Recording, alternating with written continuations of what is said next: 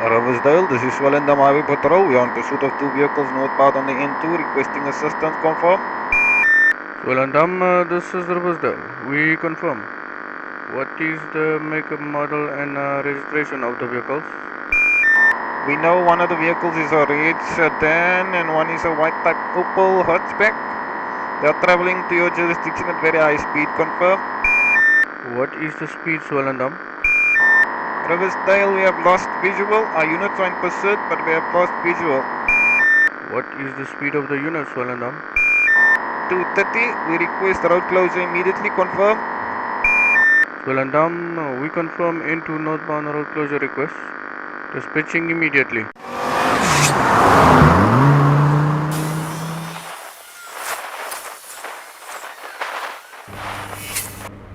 We have reason to believe we tracked down one of the two drivers involved in the high-speed chase on the N2.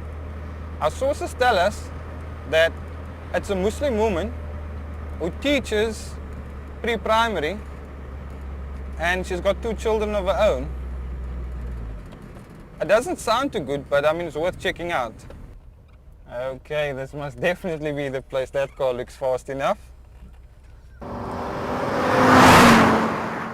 The reason we're here is because we heard an interesting police radio broadcast between two municipalities that was basically saying that there was a high-speed chase on the N2, and we have reason to believe that you may have been involved in that.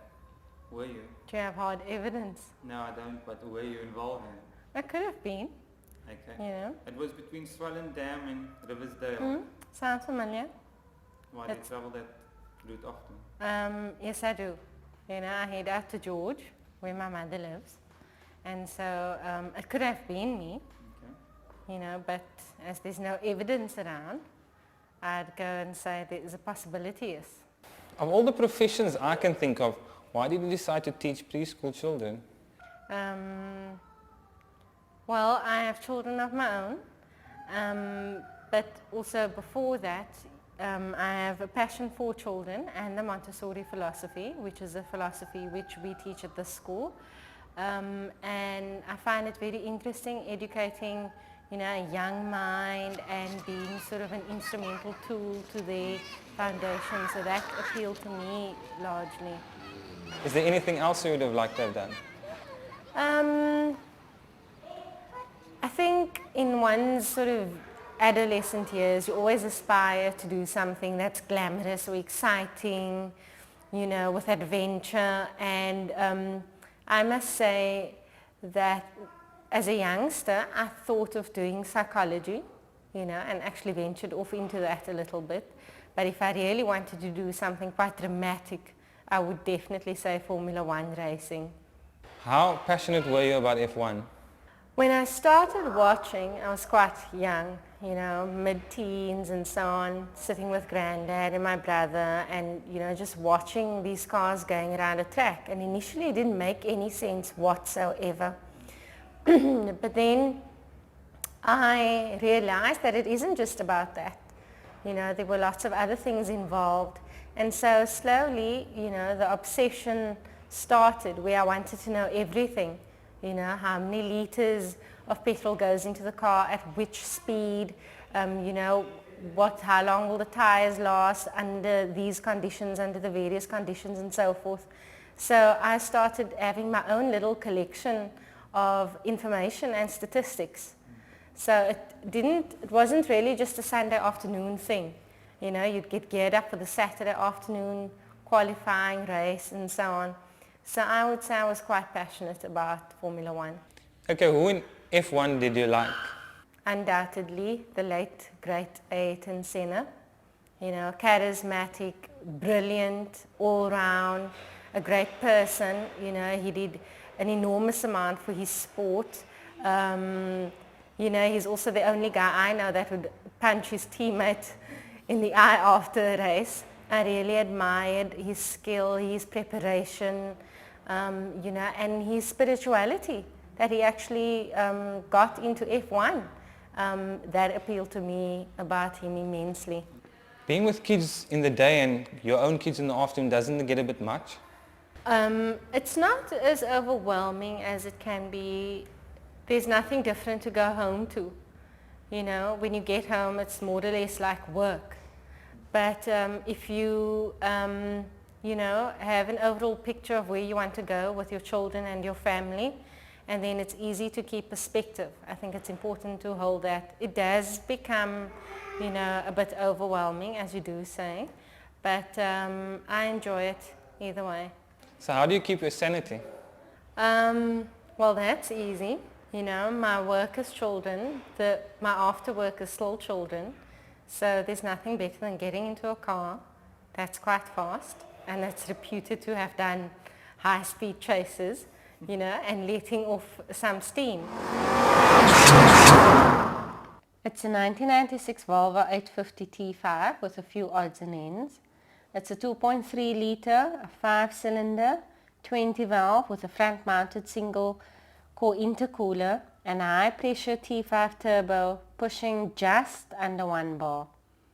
The exhaust system, it's a standard 2 1/4 inch with a catalytic converter. The head's been gas flowed. A piggyback management system has also been added. It's a programmable add-on chip which is tuned to optimize air-fuel mixture, valve timing, turbo boost, and to take away a rev limiter or a torque limiter or whatever else. There's a high-flow air filter, Champion Eon 1s, and she runs on Castrol Formula RS 10W60.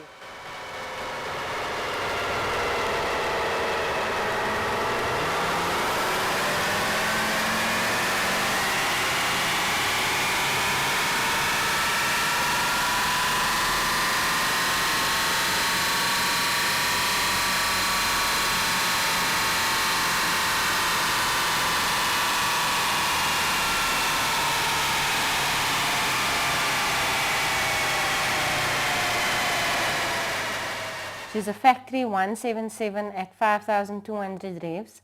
With maximum boost, she's now dynoed at 205.1 at 6.4 and 318 Newton meters of torque. It's got SRS and SIPs all round, standard and limited to 5,200 revs in fourth. With a ratio of 2.04, you're running 250. Now, with the limiter disabled, she should be running a true speed of at least 275 plus at 6.5. I had it at 6.2 on the way to George. That's way off the clock, probably about 280-ish. It's a factory 7.9, 0 to 100, but it should now be doing late 6. The quarter mile time is 14.25 seconds, which isn't bad for its size, but the car is tuned for high speeds.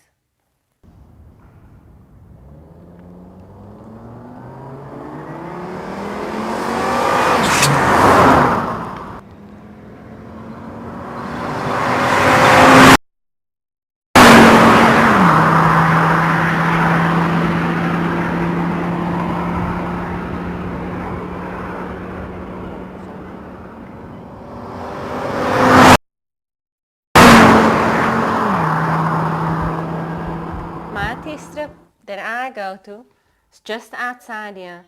It runs alongside our home. There's ample road to run a kilometer sprint. We have a quarter mile and kilometer markings on the road. My best unofficial kilometer sprint was just over 25 seconds with a strong tailwind. Illegal street racing, it's nothing new in Cape Town. So I remember about 15-20 years ago, places like Indiana Roadhouse and Strandfontein Pavilion was where it was happening. To be honest with you, we always did songs about cars. It's always been my thing, you know. Yeah. It was with BVK as well. Okay. We had a song called The Fords, the Toys and Beacons. That's right, no Yeah. So, you know, I was always up there on the pavilion at Indies, just checking out the action, whatever. There was the Killarney quarter mile, but that was more for the fortunate few. Getting back to Killarney, look guys, you guys make millions. I'm happy for you. But when are you going to upgrade that track? I think they should shut it down. Because they don't cater for the Western Cape community. Who do they cater for? Indiana on a Friday and a Saturday night, there would be hordes of people, 1,000 plus easily. Some crazies would be shredding their tires in the roadhouse parking, and others would be dragging up and down Klipfontein Road. I see, you know, with the way things are going today, just how it is. If you look at cars, you look at extreme sports, you look at hip-hop as a music culture, it's all parts of a very extreme lifestyle, you see. So all of those things I love. It's not something that I'm fronting on, you know. So if I speak about the political situation like with POC, because we were directly affected by the state of emotions. If you speak about courts, listen stories, I own the particulars, it was the problem. And everything is to run all over the place. I think the most controlled and interactive racing happened at Wingfield. That was fairly organized. They had different classes, official quarter mile and half mile speeds, and they had prizes as well. Now on the morning of a Wingfield race day, I found out I was pregnant with my first child, and we had a 20 litre of 102 in the tank at the time. Needless to say, I wasn't going to do any racing for a long time. I can say from my personal point of view is that I've been on the streets for many years. I am a street racer. I eventually knew that before I got married and everything else and having kids and everything is that, look, I've got a bigger responsibility in life. And I definitely, on that basis, I went into professional racing. Now I think Cape Town needs something like Wingfield again. It did a lot to keep racing off the streets, but it couldn't stop it. If you got a fast car, obviously you build it for specific reasons. Yes. And I know we're in big trouble when it comes to the authorities at the moment, Yes. you know, with guys speeding, guys ending up with big fines or whatever. But if you don't work with the guys, you know, you don't speak with them and you don't speak with the necessary parties out there, and you don't speak and communicate with the guys on their terms Yes. and understand their mentalities, obviously guys are going to go out there and be reckless and they're going to use the public roads as a racetracks, you see. And I mean, if you Because look they at don't the have the cars- facilities either. Exactly, that is the other problem. And also guys got specific rules, they want to race under specific conditions. Yes. And if you can't cater for them and you can't communicate and you can't come to some sort of compromise at Yes. times, and obviously they're going to blow some steam and go all out. I think the street racing scene, that's far too complicated to be a hobby or a pastime. It's more subculture, and I would say for some, it's probably a way of life. I think it's something you aspire to from a liking, you know, growing up in District 6. You're growing up in an environment where you don't have, and you're seeing everybody else around you, you know, it's always driving cars, so you grow up with that, Yes. you check out the movies, you see what goes on TV, so you're always aspiring, you know. And also, as far as you know, like cars and customizing cars has always been a part of our culture, especially on the Cape Flats, you know.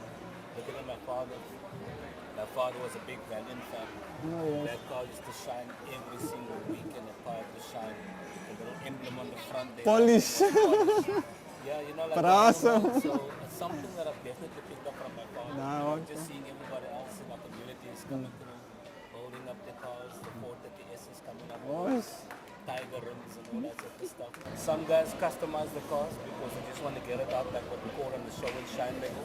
Some guys will customize it because they want to go faster. And then I mean some guys will just sort of take the overall thing, you know, just express themselves. So I mean I look at street racing and I look at the car culture from a totally different perspective. Where I'm coming from, it's more in terms of a community upliftment perspective. That's where I come from. Because a lot of guys that I've been involved with has done a lot of charity work, you know, with using all the cars and stuff like that, going there, delivering food to charities, delivering money, delivering presents and stuff like that. So I mean, apart from all the negative stereotypes about guys that build up cars, the reckless drivers causing accidents and all of that, I think if you know, obviously you're going to get an environment where you're going to get people that are reckless, but I would say overall there's a lot of responsible people out there that take pride in care of their cars, you know, they spend a lot of money, they spend a lot of time and they spend a lot of effort into doing that, and for me that's something positive. There's never been done where we've brought a dyno machine to a motor show. It's never been done in the Western Cape at least. But it's basically get the guys off the streets with the performance cars. They have fast cars to prove they have fast cars and not on the streets and make it dangerous. But I've got a charitable organization involved as well, in which is Muslim Hands. I've brought them along because I would love to just cover costs, and whatever else beyond that, the proceeds would definitely go, has been arranged for Muslim Hands. But the thing is this, getting back to the local guy. Yes, we need to put the money local as well and everything else. But I mean, yes, we put the money local, but the local is not looking after us. They're not giving us the roads. They're not giving us the space.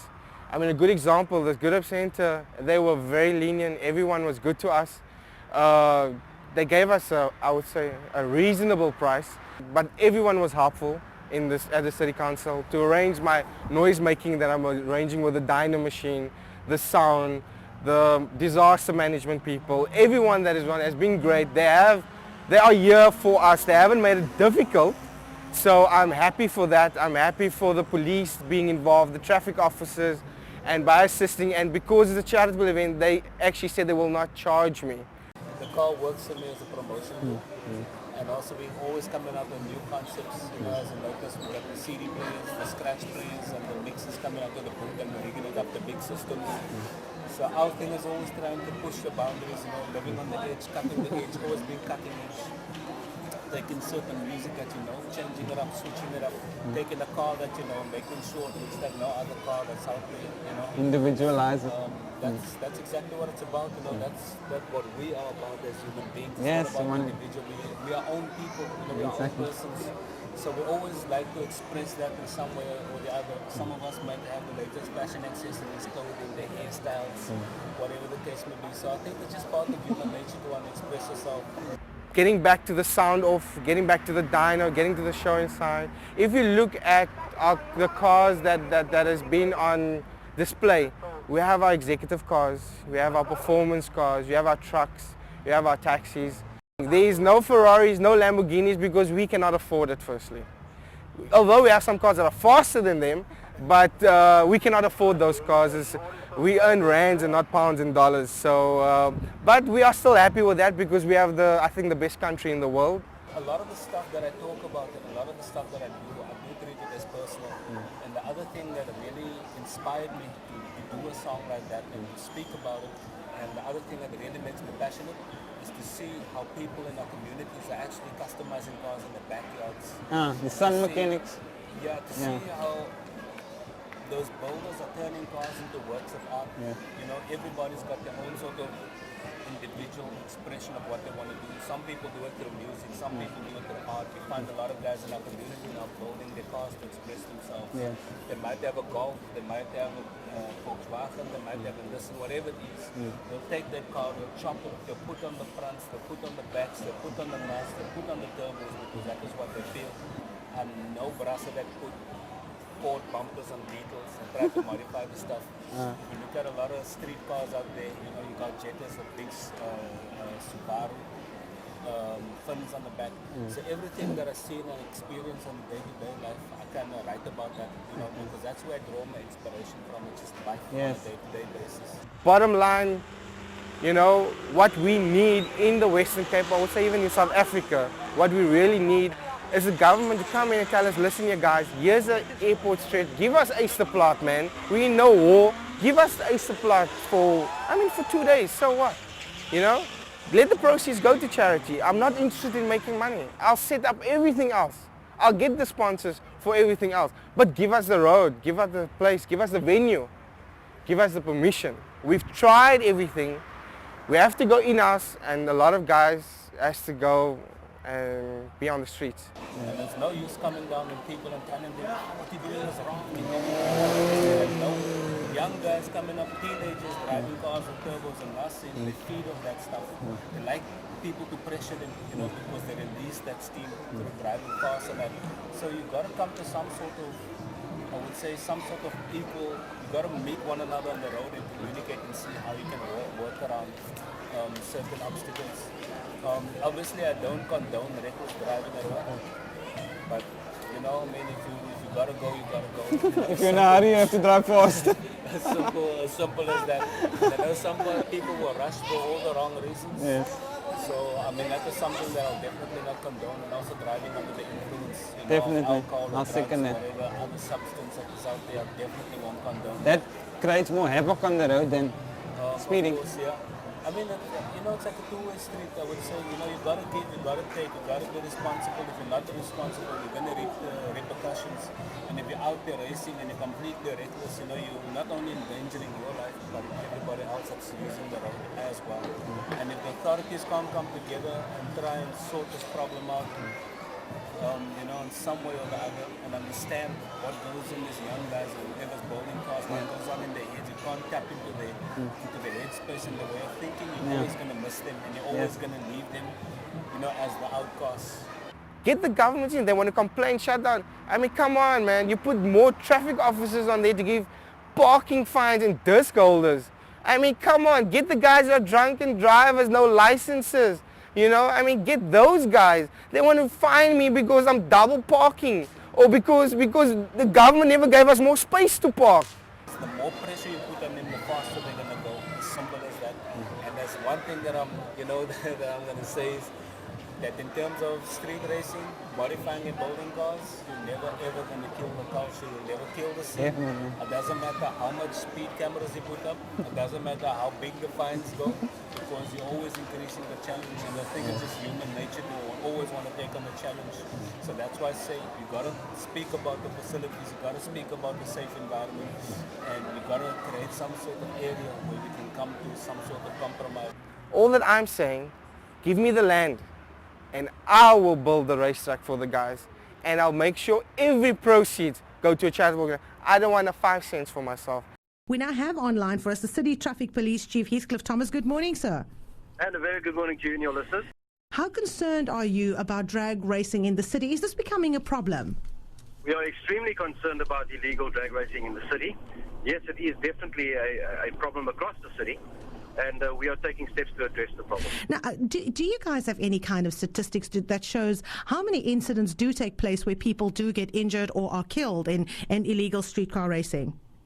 The fact of the matter is that the statistics show that where there is illegal street racing taking place, there are no major incidents taking place in terms of fatal collisions.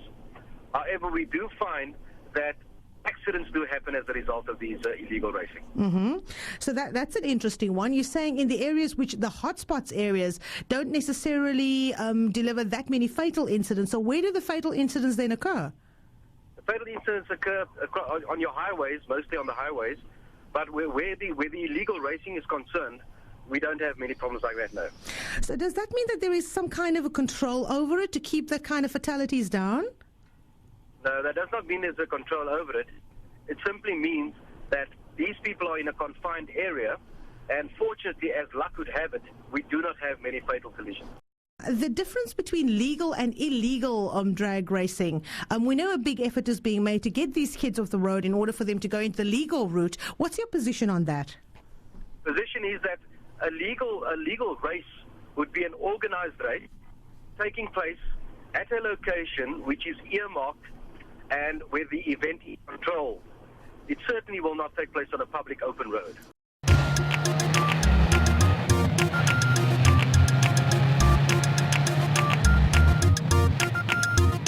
I'm living my life on the edge, so don't stop me. This is where I wanna be, I'm gonna be, don't stop me. I'm living my life on the edge, so don't stop me. This is where I wanna be, I'm gonna be, don't stop me. No, no, no, that's us living dangerous. We got the sound system booming and the cars with us. The one's got turbo and the other one's rock. From the street to the club, we just tear it up. What? That's the sound of the police, and they're after me because I'm burning up the streets. They hate to see your brother go sitting on low pro, straight out the dojo when the gas goes. So maybe it's Momo on A0. Check out the speedo and the needle. Got to give you some of this, got to give you some of that. Rock real hard, make sure everything's back. From the street to the track, we just bring it back. Who's that cat in the fast car blowing up the radar? Now it's on the fader, laughing at the hater, the bad and the hater. With a great team, rolling on 18. I could just daydream, always debating, no time wasting. Crowds are waiting, cause they know it's moves that we're making. That's us living dangerous. We got the sound system booming and the cars with us. The one's got turbo and the other one's rock. From the street to the club, we just tear it up. What? That's us living dangerous. We got the sound system booming and the cars with us. The one's got turbo and the other one's rock. From the street to the club, we just tear it up.